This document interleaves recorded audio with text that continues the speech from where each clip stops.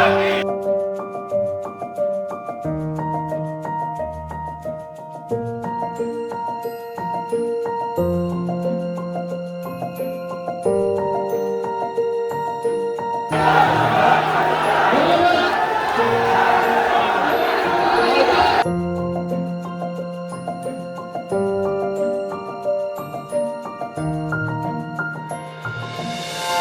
17 বছরের হত্যাযজ্ঞের ক্ষমতা হয়নি।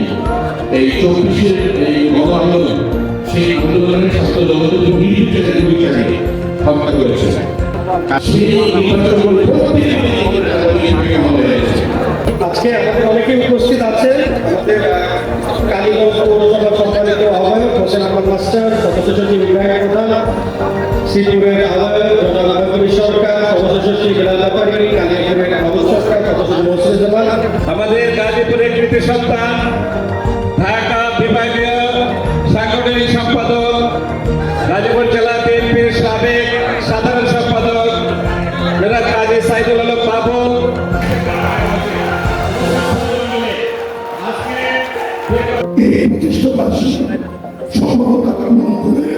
আমি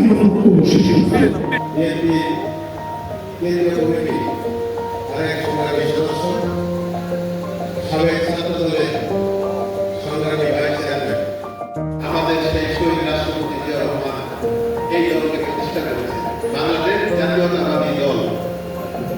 শহীদ রাষ্ট্রপতি জিয়া রহমান যে উদ্দেশ্য এবং যে আদর্শে এই দলটি গড়ে তুলেছিলেন, বাংলাদেশ জাতীয়তাবাদী অনুষ্ঠানের সম্মানিত প্রধান অতিথি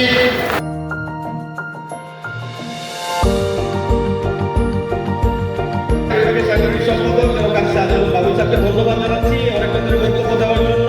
দলের প্রতি গভীর মমতাবোধ, দায়িত্ববোধ, আনুগত্য, আন্তরিকতার ভূমিকা গড়ে নিয়ে এসেছেন। আমরা বলবো উনি কথা বলেন। আমাদের সকলের প্রিয় বাংলাদেশ জাতীয়তাবাদী দল বিএনপির vice president doctor Asadullah Riaz সাহেবকে তার বক্তব্য দেওয়ার জন্য আমন্ত্রণ জানাচ্ছি।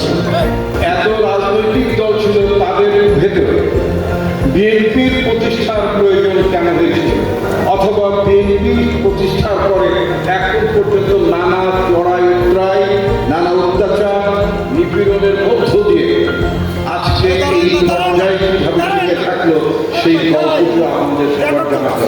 আমরা